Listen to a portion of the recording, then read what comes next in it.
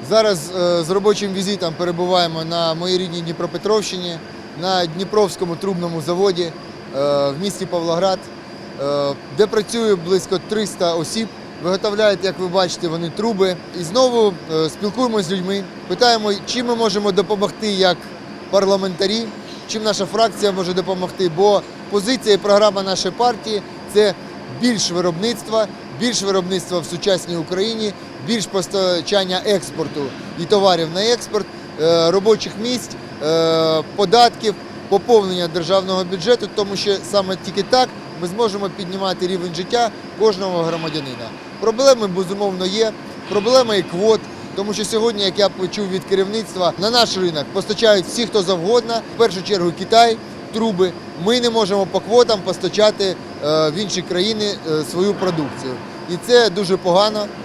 Це не дає можливість нам постачати продукцію за кордон. І кожного року експорт продукції скорочується, імпорт продукції все більше і більше. Тим самим ми переходимо все більше і більше в країну сировинного придатку.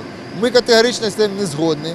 Ми вважаємо, що ці квоти і умови треба переглянути з країнами Європейського Союзу, переглянути з країнами Сполучених Штатів Америки.